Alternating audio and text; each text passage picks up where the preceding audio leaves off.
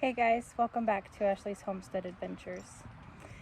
I have been putting off doing a September garden tour, thinking that I was going to get more things done. You know, we're in a season of transition, or should really be almost completed with a season of transition into the fall garden from the summer garden.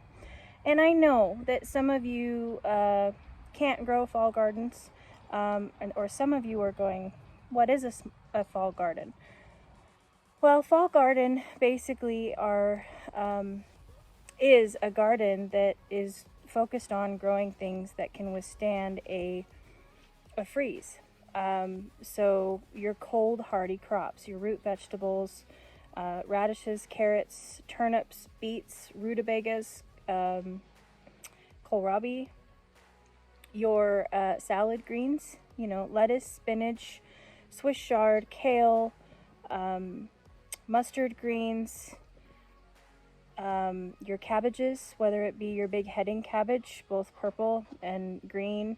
If it's an early cabbage, it can be a Chinese cabbage.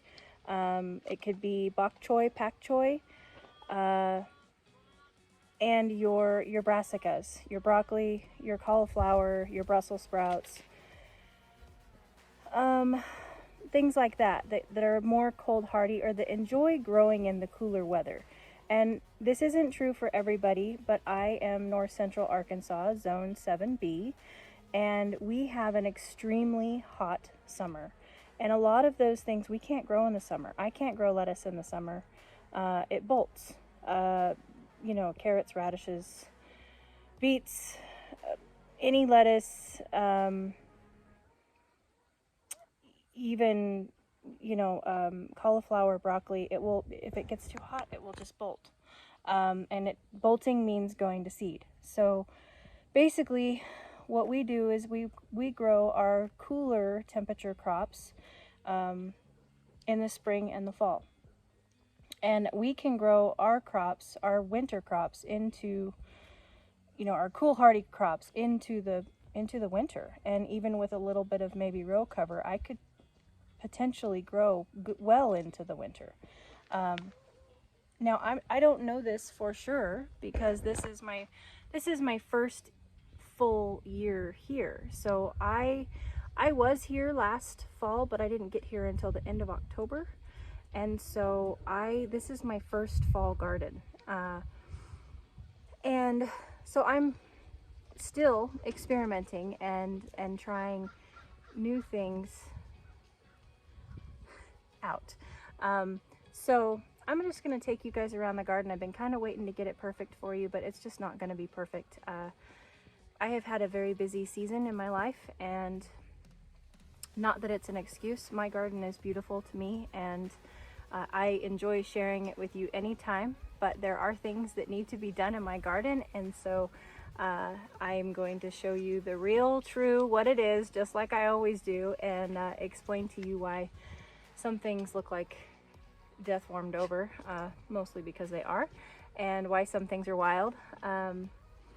So here we go. I'm gonna show you guys around my garden. Come along, it'll be fun. So many of you have seen a lot of my container gardening, and I container garden primarily for the flowers, but I also like to just see how things are gonna grow. So, you know, there are some things that are thriving and some things that are not doing awesome. We have like this, for instance. That is an eggplant that was stunted and never came out of it. But we have some lavender that's doing okay there. That pot is just really too small for anything. It just dries up too quickly. I've ripped most of what's in these out, just besides some, there's some lavender there. Celosia, and this celosia is, you know, it's really not a plant that you would grow in a pot, but I wanted to see what it would do, and it still produces. I've harvested many cut flowers off of this. This is part of the cactus mix dahlias. We have some strawberries up here in these patio boxes, more dahlias, And I've struggled really bad with the grasshoppers this year with dahlias. So you'll notice that a lot of my dahlias are eaten pretty well. So more dahlias, strawberries, some more dahlias, some echinacea. And this echinacea still just hasn't done anything. It's a Paradiso Super Duper, and I have yet to see a flower on it. So maybe now that it's getting into the cooler weather, maybe we will see some flowers.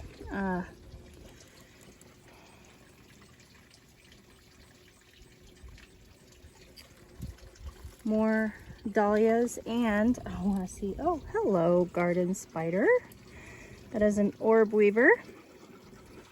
They're great big spiders here in Arkansas, and that is her nest, her sack. And orb weavers are good for our garden. They eat a lot of pests that are not good for our garden, so I keep my orb weavers. I want to see though if that is so cool. So this strawberry plant up here put trailers out, and they trailed all the way down into this pot, and they have taken root there. So now what I'll do is I'll just cut this off here and here, and that will become a new plant in this pot. That's really, really cool. That's nature at work for you. Another cactus mix dahlia. More strawberries. And this is the top of an okra plant that is planted way down there. More celosia and dahlias. Look at this, beautiful. Isn't she lovely? This is one of my Meyer lemon trees, and we have dealt with some pretty significant pest pressure on some of these with the grasshoppers. And I do have a new plan for these. I'm going to start treating them with a citrus-specific fertilizer that I found at a local nursery. This is an eggplant that produced one eggplant, and it's by no fault of its own. Eggplants really need to be grown outside of container gardens. And it probably just didn't get enough nutrients. This is a key lime, and we have a little baby lime there. More strawberries. These are, sorry, vincas. Ha! And these were purchased. Actually they weren't purchased.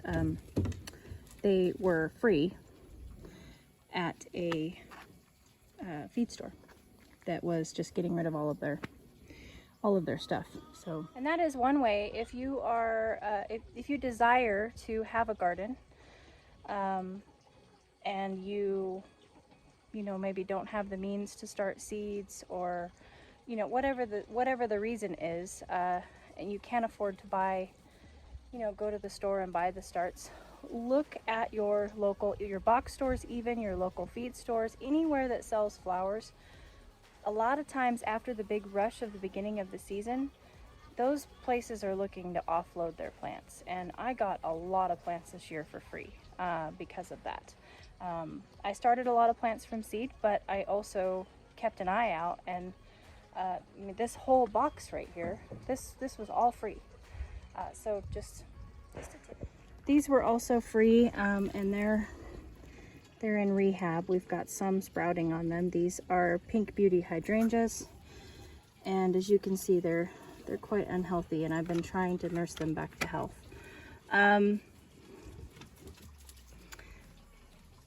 This is another Meyer lemon, and this Meyer lemon, for whatever reason, has dealt with foliage issues. So I'm really hoping that the new citrus food that I got from the local nursery is going to do it some good. As you can see, there is quite a bit of new growth on it. This is old wood, and this is new wood. But the foliage isn't staying, and so I don't know if it's getting eaten off. It is dropping a little bit, and you can see I've got some yellow spotting. So again, I've got some food I'm hoping to remedy that. This is a brown turkey fig that we were going to throw in the garbage can this spring, and I saw some life, and lo and behold, she is 3 feet tall. Another mystery, this was a window box of strawberries. I think it got overwatered, but I lost the whole thing. Why? I don't know.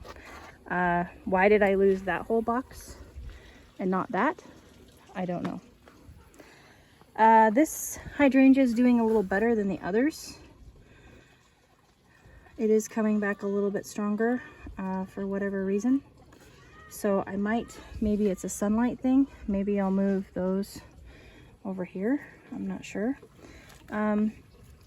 Also another key lime. Oh, scared me.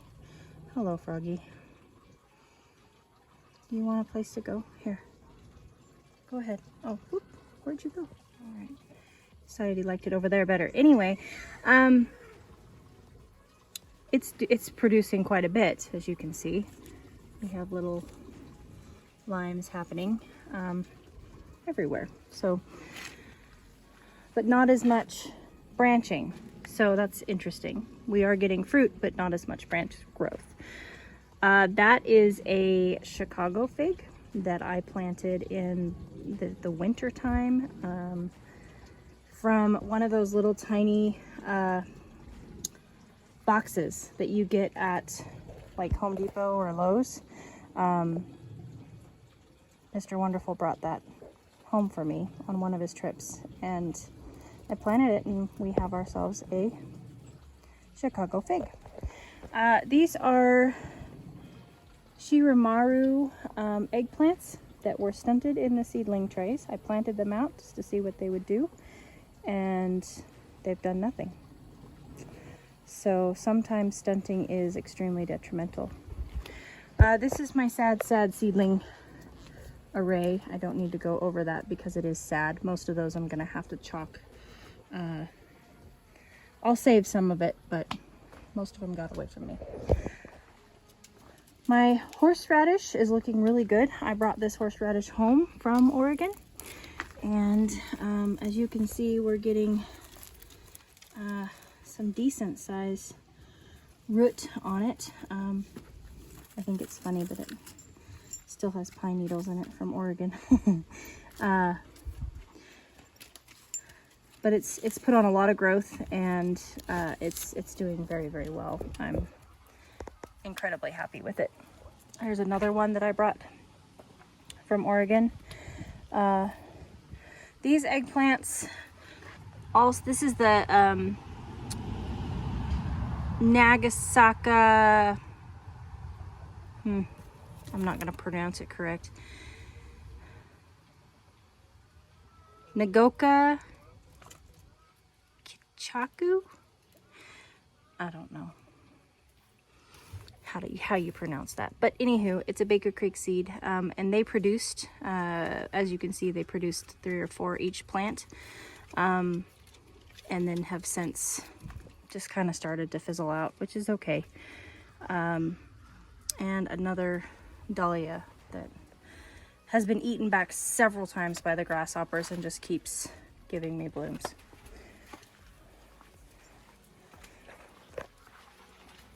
All right, let's see here. Let's go down to,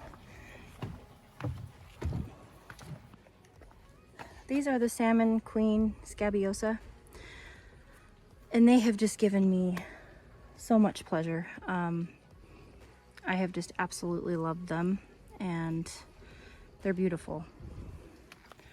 I will definitely grow them again. Working to the no-till garden, we have, this is the remnants of a squash plant that I need to take out. Like I said, not everything is perfect in my garden. There are things I have not gotten to yet. I have a bottle calf. That's my excuse, and I'm sticking to it. The strawberries have wandered all the way over, as you can see. There is some tip-top mahogany nasturtiums still kind of hanging out here. And up there, We have, I do believe whatever animals coming through and rummaging through my garden has dug up all of my thyme plants that I planted. There's some onions that are just left over there. I'm gonna let them go ahead and redo their thing because they'll make beautiful flowers. They'll just turn into alliums, is what we will call them in a flower garden. We have some basil here. There is holy basil as well as purple basil here.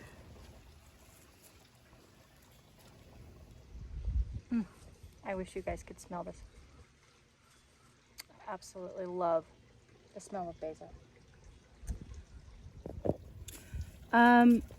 Strawberry bed is doing great. It's thick, and I probably need to go through and thin this out. These are the dahlias. I believe these are candy canes. I'm not sure that I remember the variety. It was a box store buy over a year ago, and I just don't remember. But they are positively glorious. Most of my asparagus here, this is all asparagus that is going to seed and doing its thing, is, I think it's Mary Washington. And we do have some, I don't think any of that's in here. Picosi di Argentile. There might be some of that in here. But I just kind of let it do its thing, and we're not harvesting anything off of this yet, but we will next spring. I planted this specifically for Mr. Wonderful. He loves asparagus. We have this is an emerald, I believe. Okra there. Look at how tall that thing is. That's awesome. And the Chapon de Melanelco tomatillos are rocking it. I just did a big harvest again yesterday, and so they're kind of starting to look a little bit sad. It's the end of their season, but they're still pumping them out, you guys. I just did a good harvest, so it's going to be hard to find one. Here we go. This is what they look like. They're yellow. They ripen to yellow. They look like a little, almost like a little yellow pepper. They are absolutely lovely. We have, let's see if I can get back here. This, I believe this is a volunteer. And I want to say that this is going to be the chocolate sprinkles tomato, but I need to get it tied up. There was a orb weaver here, and so I'd been waiting for her to leave, which apparently she has left, and now I can tie that up. But we've got Phil's 2 tomatoes here. They are a green tomato from Baker Creek, and they are a funky tomato. This is how they're supposed to grow. You know, very cat-faced, very funky.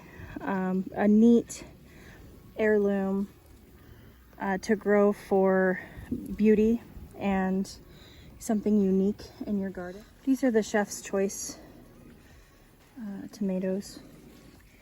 And then we go into the Amish paste. And finally, get over here, the Brad's Atomic Grape. Oh, there's, I believe that's the male. It might be a young female orb weaver. I have a lot of orb weavers, and this is what they do. When you touch their nest, they bounce it. It's part of what they do as a defense mechanism, is they bounce their nest, their web. So these are Brad's Atomic Grape. There's lots of Amish paste still coming. big ones down there.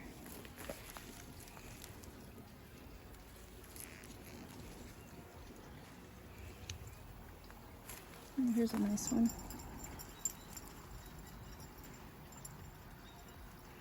This is Chef's Choice. It's a nice ox heart shape. Lots of little filths too coming here. That's exciting. It's finally cooled down to where my tomatoes aren't dropping blossoms, and I've managed to keep them alive through the summer, and now they're starting to really put on some fruit, which is really exciting. Most everybody here, they got their tomatoes going early when you're supposed to, and they're already done. The heat took them out. They're done. So for me to have tomatoes after everybody else's tomatoes are done and died, it's kind of cool. I'll be able to share my tomatoes later in the year when there are no fresh tomatoes, at most of the farms or gardeners' places. So it kind of worked out really good. I got my tomatoes in really late. Ideally, I wanted to continue to do waves, but these were my first tomatoes that I got in, and I got them in really late, like June. And usually you would plant them in end of April, early May. Some people even put theirs in the beginning of April.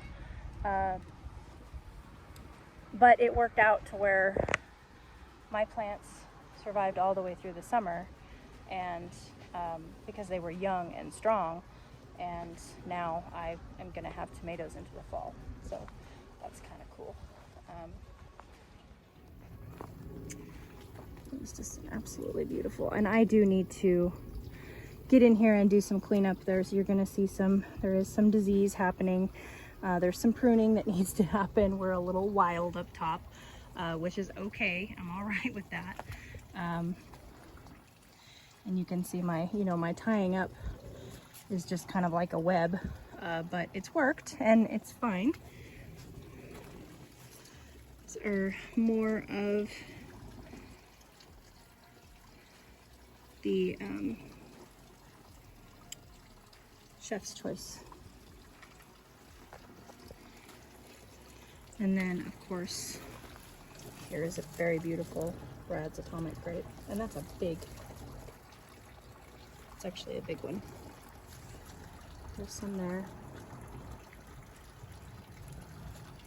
I do find with the Brad's Atomic Grape that you have to be very careful handling them. They do like to pop off of the vine easier than others. So you have to be very careful when you handle them. Oh my goodness!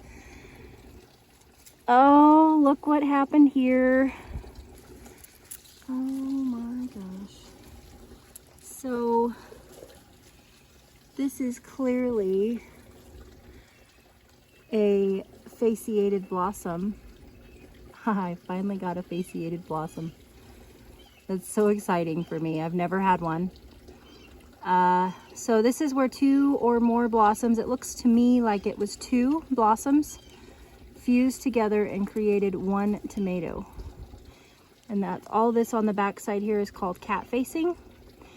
And most people would pick this off because likely this cat facing, it creates hollow spots in your fruit and places where it can get rotten and where bugs can get in. So most people would pluck this off, but it's my first one. So I'm gonna let it grow and see how big it gets. A lot of time your fasciated blossom tomatoes are your biggest tomatoes weight-wise. They're just not as usable because of the cat facing. So that's pretty stinking cool. My first one, I'm so excited. Okay, let's see here. I'm growing garden dogs. There are some more tomatillos here in between the tomatoes, doing their thing. Some of them are looking better than others. I mean, like this one looks really green. Looking beautiful. And we'll move over here to, this is Queen of the Night. These are from Baker Creek. And they are beautiful tomatoes that have a lot of anthocyanins in them, which causes them to turn purple when exposed to sunlight. And this plant has been just an absolute beast. It has cranked out so many tomatoes, and as you can see, it's still jamming. They're still coming. Blossom after tomato after blossom after tomato. And then we have the indigo blue, which is here. Here is a riper one. And I have found that the indigo blue, almost every one that I pick is split. Here's another one. Ripe and split. Now, if I pick them before they're ripe, they don't split in the windowsill, but if I let them ripen on the plant, I've noticed that they all do split.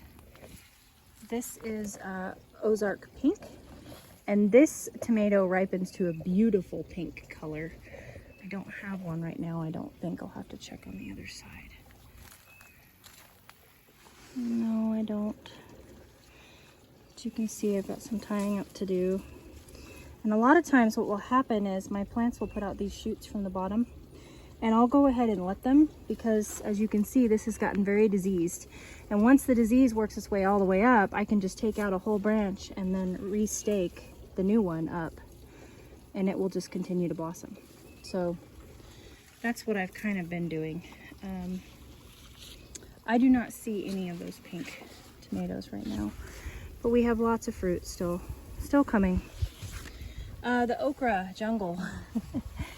This okra is just massive. These are all emerald okra, and I just harvested last night, but that's how fast they grow. This looked like this last night. And I mean, like, geez, I must have missed that one last night. Look at the flowers. Let's see if I can. So okra are related to, they're in the marshmallow family, and so are hibiscus, and you can really see that in their flowers. They have the most stunning flowers. And I have not pruned my okra as I trim it this year. I wanted to see what it was like when it, went full on. And I can see what you do when you prune your okra as you pick it. What you would do is you would, let's see. So this was where I picked an okra. I would cut this arm off. And then I picked an okra here, and I would have cut this arm off. And so it creates a canopy that you can, here, and then cut this arm off. It creates a canopy that you can get under to where it doesn't bush out so bad. But with all of these branches, all of these bushing out, see what they do? They start creating their own okra. So, and if I am anything, it is vertically challenged. So my theory behind it was, if I let it branch out and grow okra outwards, maybe it won't grow so tall to where I need a ladder to harvest it. That was my thought. It didn't necessarily work.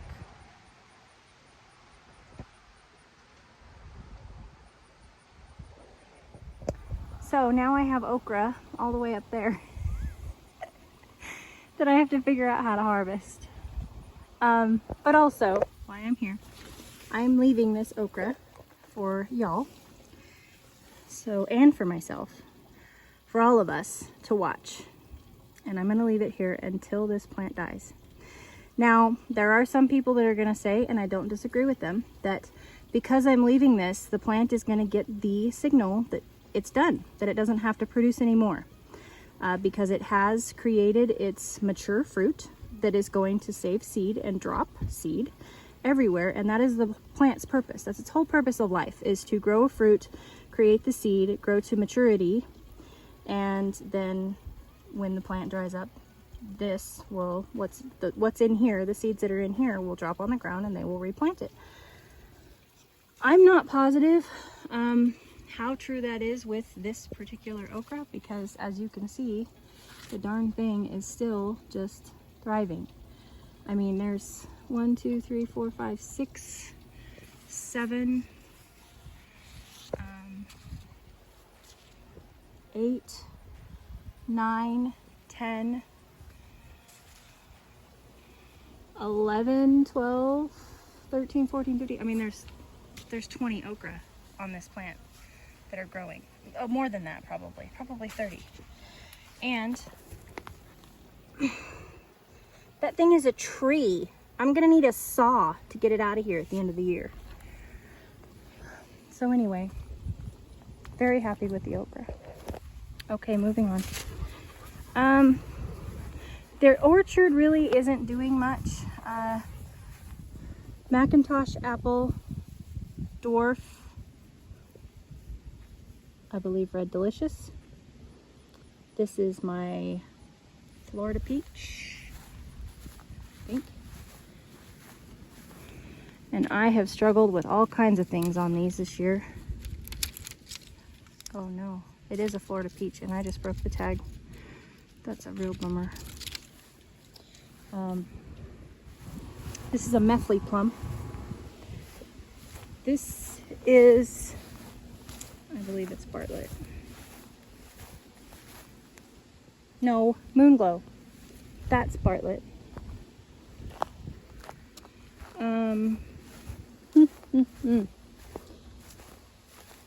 Granny Smith apple. And as you can see, I've dealt with pests, grasshoppers especially, Japanese beetles. I've dealt with some funguses. It's just been nothing but treat these trees all year round. I've treated them with fungicide, I've treated them with copper, I've treated them with neem, BT, you know, just over and over and over. And then of course my adorable little nectarine tree right there. The damage has stopped, thank God. It's not going any further, but man, it's been a rough year. And on top of that, we got one fruit. We only got one fruit off of our fruit trees this year because we had a really late frost, and it got super warm. It wasn't really a late frost, it just got really warm too fast, and then we had another freeze, and I believe it took all my blossoms out. So we are looking into ways to be able to cover our fruit trees if that happens again, and I'm going to pay better attention. I didn't pay good enough attention. I'm going to pay better attention to my fruit trees next spring, and hopefully protect them and protect their blossoms, because next spring will be their third spring here. So we planted them right after we bought this place in December of 2021. So they should give us some fruit next year if I can take care of them properly. Okay, raised bed. There's not a ton going on this side right now. We do have some carrots coming up here, and those are Casper Whites, I believe. I've got some bunching onions sown here. There's some beets sown there. We've got a sad looking pepper plant that doesn't look like it's gonna make it. We also have a pepper plant here that these are banana peppers that the sweet potato vines keep trying to take out, and a Genovese basil. The sweet potatoes are just jamming, man. I mean jamming. And I am so ready to dig them up. You guys don't even know. It's Mr. Wonderful's thing, and I was trying to wait for him. The big tall grass things are weeds that I need to pull out. But I haven't really done it because of that exact problem right there. They get tangled in the sweet potatoes, and I don't want to uproot a bunch of sweet potatoes. in the process of pulling out a few weeds. I don't care if my garden's weedy. I'm, you know, me and you are the only people that see it, so look at these little dudes. They're just hanging out and having their best life.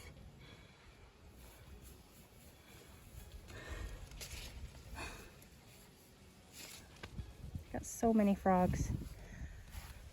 The sunflowers are done, obviously, and I'm basically just waiting for them to fall over, or I'll have to saw them down. But I'm letting the birds enjoy some of them, and I'm aware that they need to come down. I just haven't. I haven't done it because I haven't gotten to the, on my list of things to do, harvest sunflower seeds, so I figure they're just best left on the plant, and then I can, when I'm ready to harvest them and actually do something with them, I can just come out here and chop all these down and do it all at once. There's a poblano pepper here, a pretty and sweet pepper here.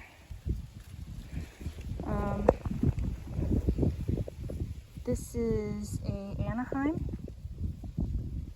All of these are Aunt Molly's ground cherries.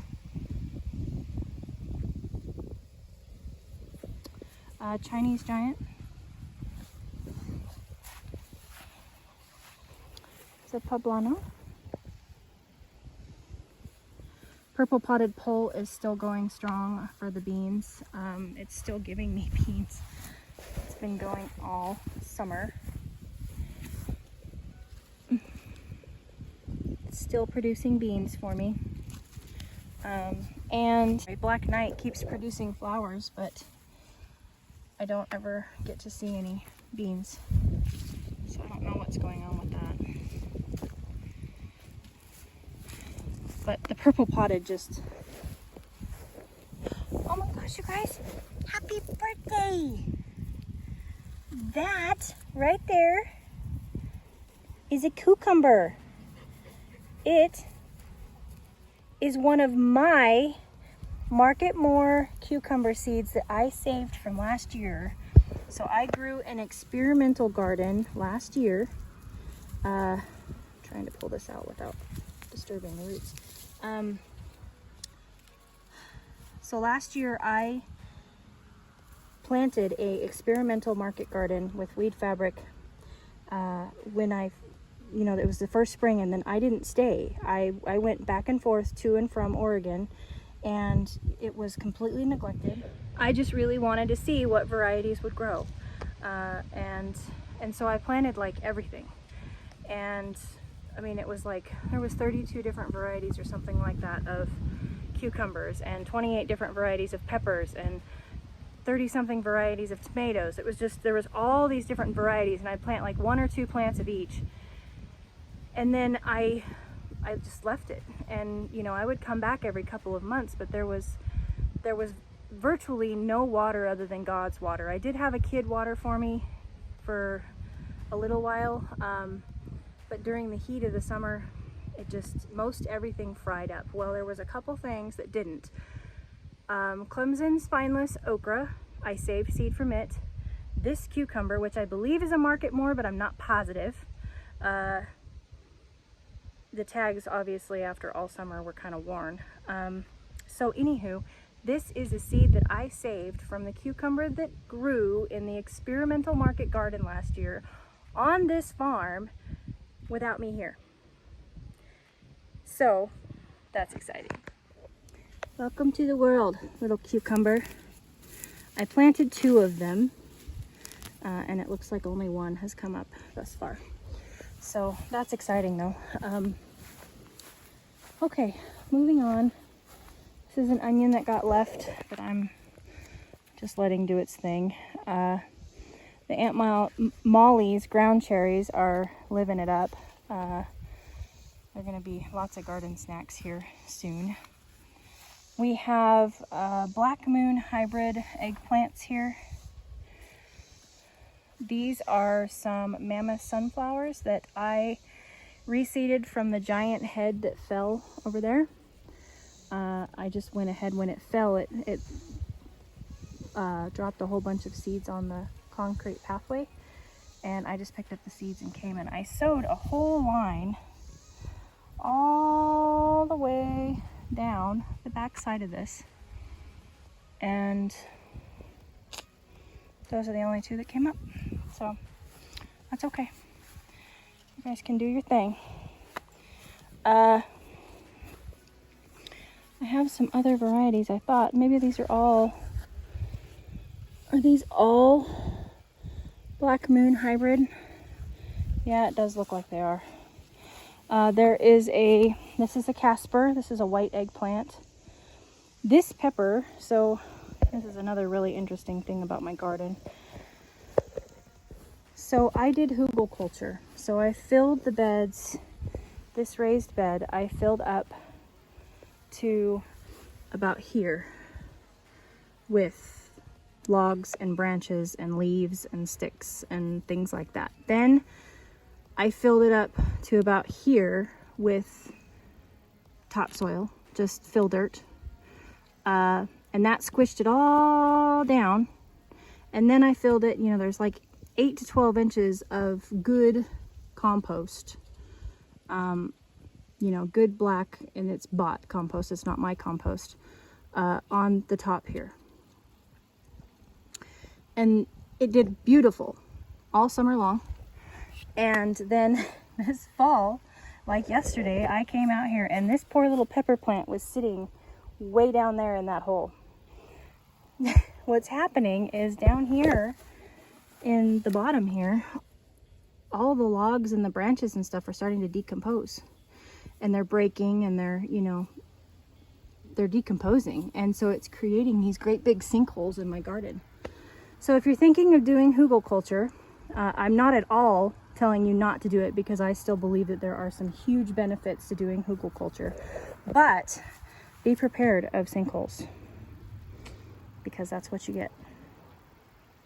And maybe if there are Hugelkulture experts out there that are like, no, Ashley, you've just done it wrong, please explain to me how I've done it wrong. I would love to learn. I am not an expert on Hugelkulture. I just did the best I could with what limited knowledge that I had. And so maybe I did it wrong. There's also that. So if anybody out there is an expert on Hugelkulture and I did this wrong, please tell me how to do it better next time. I would love to hear your advice. Okay, so I saved the, this is a Quadrado di Astiroso, and as you can see, we have some blossoms coming. There's a Cascabella back there. There is some radishes. My rattlesnake beans are still going, and this is the part. So embarrassing. I hate it when the trellis dies. This is my first death of my first trellis, and it's so sad. But I'm in the process, as you can see, of ripping it down. And you can burn this, but I didn't want to burn it because I still have things thriving, and I have other things that are just starting to grow on it, like cantaloupe. So early scarlet radish is what we have going here. And then I wanted to check and see what this was. Oh, violet sparkle pepper. Because I thought that I saw a nice little blossom there. So, and this is just a sea of sweet potatoes, you guys. There's two different kinds. We have Beauregard on one side, and I'm not going to remember the other one. And I'm never going to be able to find the tag.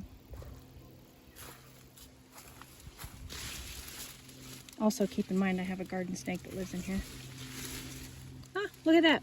Oh, of course I found the Beauregard. Shoot.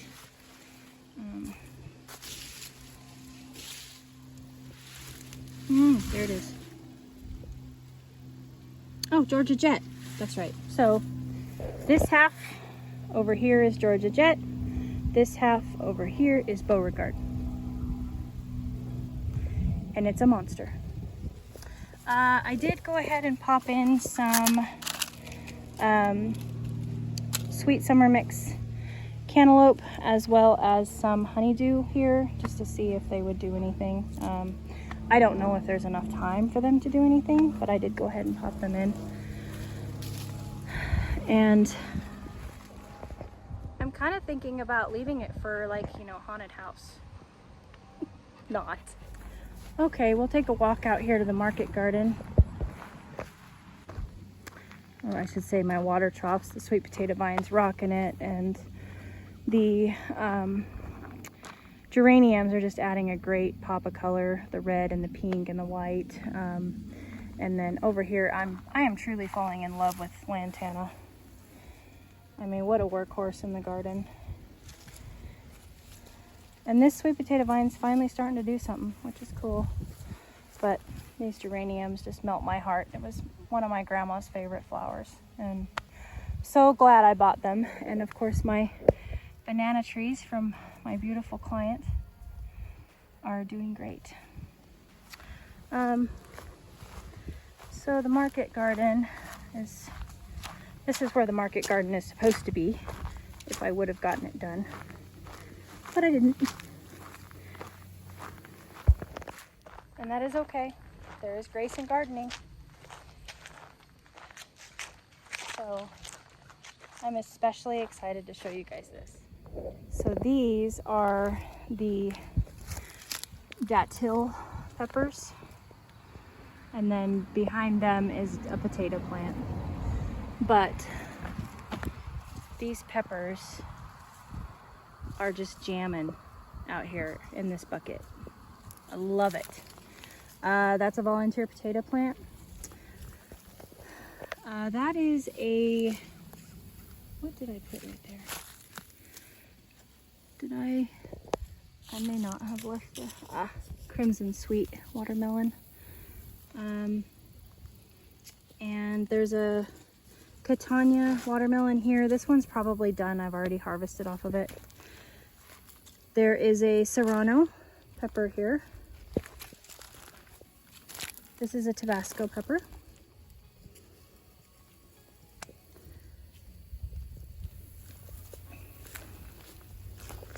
This is, what is this? The Trepadero? Yep, Trepadero Warner pepper. This is the Cayenne. We have, look at this tiny little plant putting out blossoms. How cute is that? And then just volunteer potatoes that got, you know, must have gotten left behind. There's one there, one there, one there, one there, two there, and our strawberries,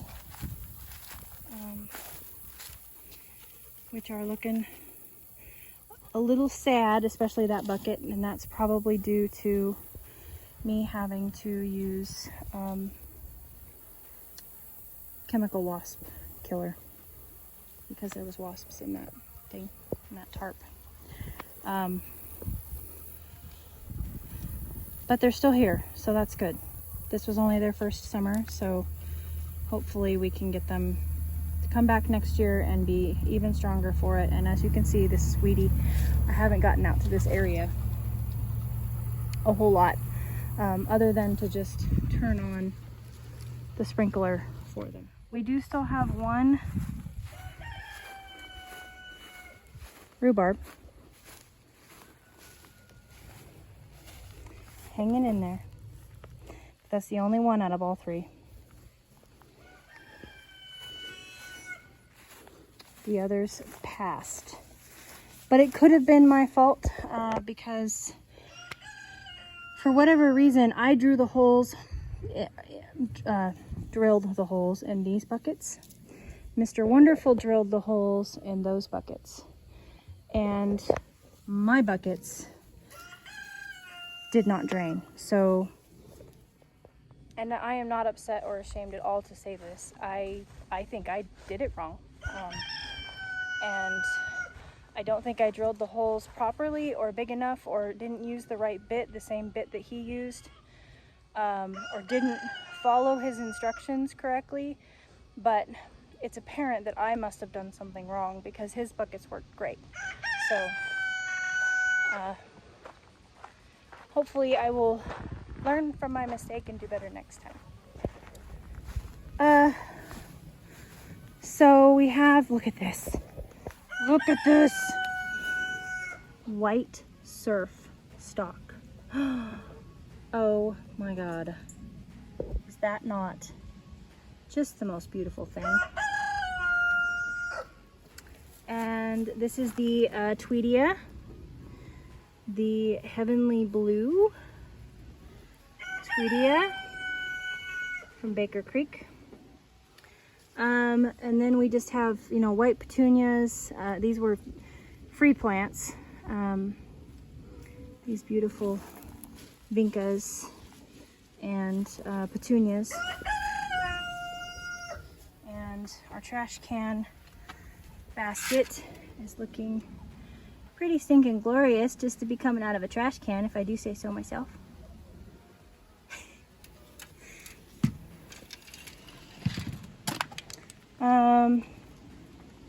I'm pretty much more free flowers over here.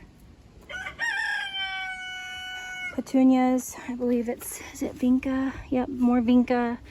And this vinca, this is the apricot. Oops, there you go. Vinca.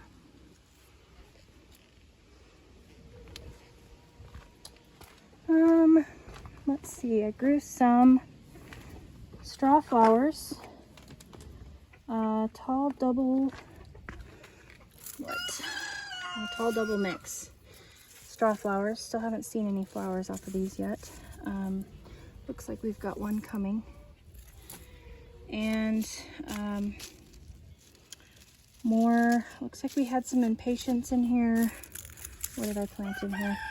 Impatiens, this is the lantana and lantana. So looking a little bit crispy after the weather that we had. This gets pretty blasted from the sun. More of the white geraniums, lantana, straw flowers, and more of the, there's a bee balm wild bergamot and